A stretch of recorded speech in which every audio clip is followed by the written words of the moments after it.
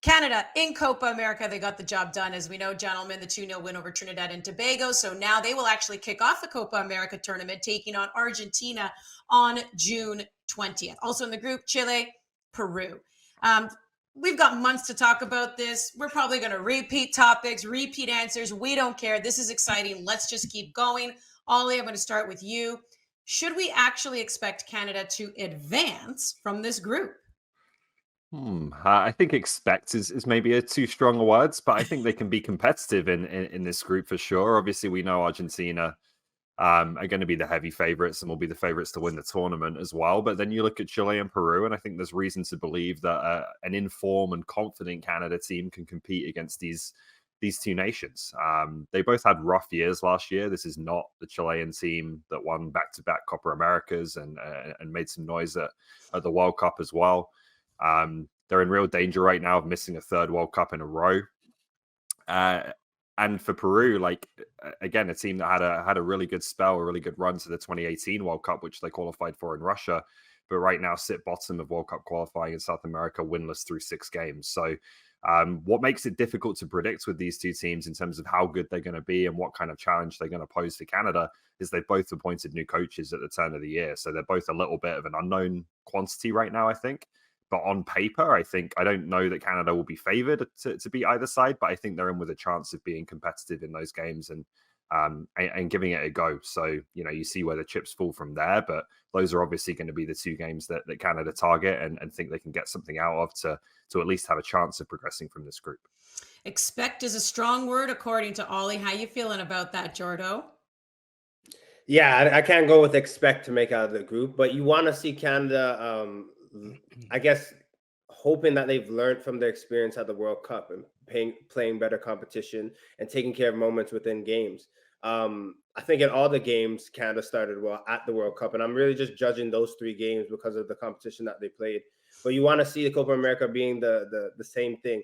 Argentina are going through. I can bet my bottom dollar on that, as it's really just the next team to accompany them and leave. And I think Peru and Chile on paper are better squads than Canada. I think Canada's X factor, though, is the way that they play when they have free flowing and they have space to go forward.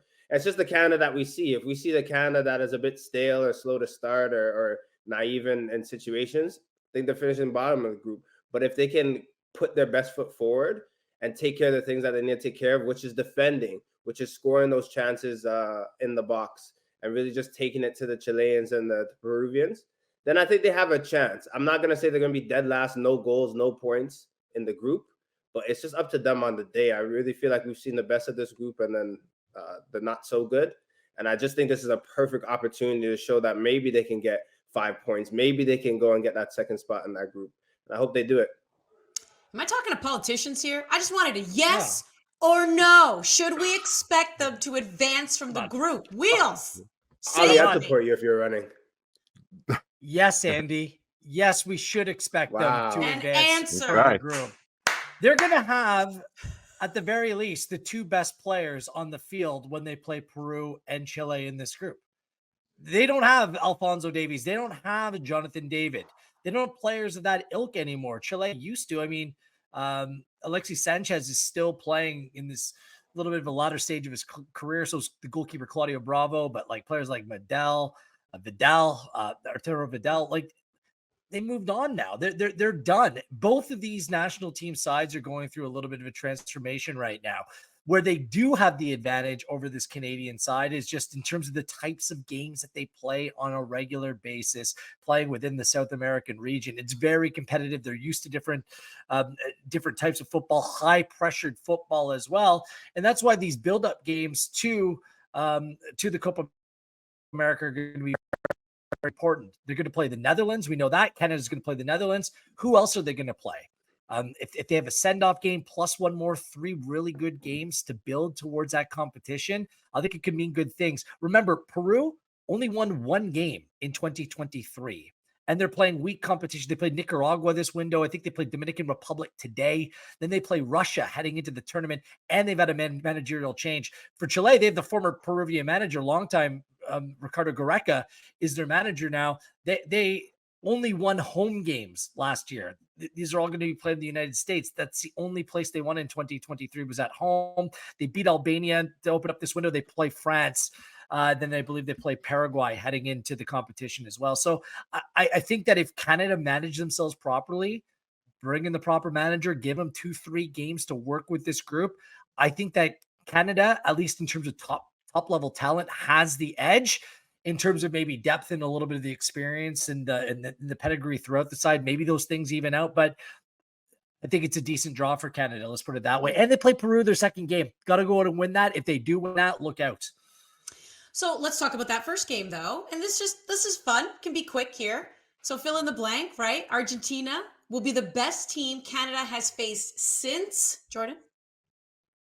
I'm going to say since Croatia. I know you can go bigger and look deeper, but I remember watching that Croatian game feeling gutted. One, because you're looking at that tournament in the World Cup and you're thinking that Argentina and Brazil are the best teams. But then Croatia, I couldn't help but think that they were going to get back to a final or a semifinal. And they end up getting to a semifinal at that World Cup. But then in 2018, they're in the final. The way that they played, Kramaric scoring 2 goals that were just clinical, Persic, every itch that you could think were there on the day and doing their best. And they just balled on the Canadian side. I think this will be Argentina is obviously a greater side, but this will be like a similar test. You have to be so clinical on the day if you want to get a result. How are you feeling, Ollie? Well, I'm disappointed you said this can be quick because I spent all morning in my records book poring over the archives looking for comparable games. I'd love a 2002 record book. Is that 23 or 22? It's 21. Oh, it's a 21. So nothing's happened since. Don't worry. But here's what I've got. I believe that this is the 4th time that Canada has played the reigning world champions. They played Italy in 84, they played Germany in 94, and they played Brazil in 96. They also played Brazil right before the 94 World Cup, which they obviously won. I think this is, in terms of the caliber of opponent of Argentina as they are right now, and also when you look at the fact that it's not a friendly, it's a game in the Copa America that is a big game for Argentina and not just for Canada.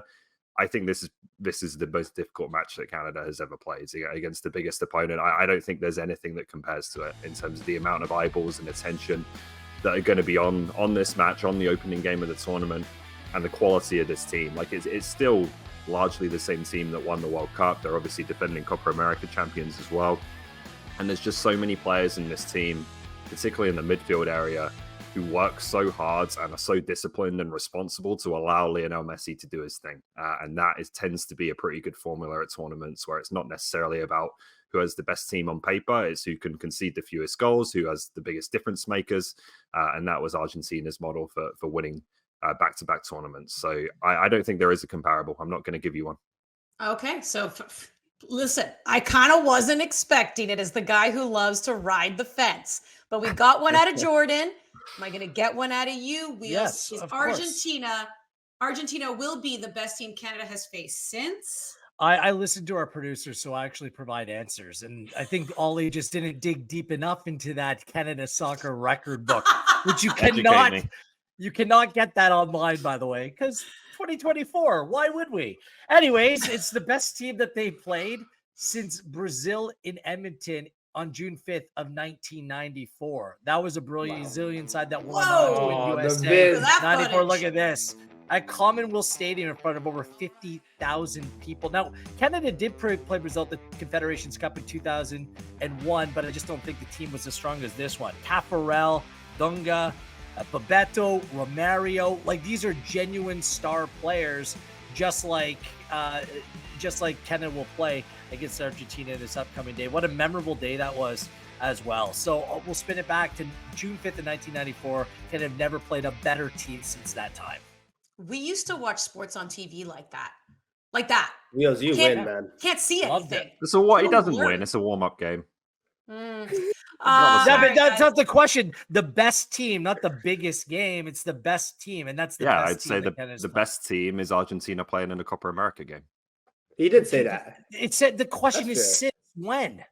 Anyway, let's not fight about this. I better get an answer though. Not that good. It was an unbelievably good team. I am so upset, Ollie. I am leaving you out of this next question. That's what happens. You are in the sin bin. Where's that blue card that we were supposed to introduce? Anyways, shout out to Eddie Berdusco, who scored that Canada goal in that game. So Eddie Berdusco, what a finish! All right, what's the bigger issue for Canada entering Copa America, midfield or defense? I'm going to have Wheels and Jordo fight this one out. Wheels? Who wants to start with the arm wrestle here? I'll go first. Thanks, look, Wheels. I think that Canada has really good players across the field. They do have some selection question marks across both the defensive line and in central midfield. But for me, the biggest problem area is central midfield, just because you have two really good players in Kone and Eustachio, and which player is best suited to play with them. I'm not sure if they have the profile player that might complement those two players, which leaves Canada on a regular basis a little bit light in the midfield in terms of the way the game's playing out. When teams overload the midfield areas, it kind of pulls. Last game, it pulled David and Laren back, really deep lying positions. I just think that it's a little bit thin, and I'm not sure that there's a ready-made solution for that role. This is why John Herdman last year was pushing so hard for a player like Aiden Morris, just another player with legs, workmanlike, reliable to play and grow into that Canadian central midfield. It's the most important position in the field for me, just the engine room, making sure that you can hold that shape and provide different looks at times.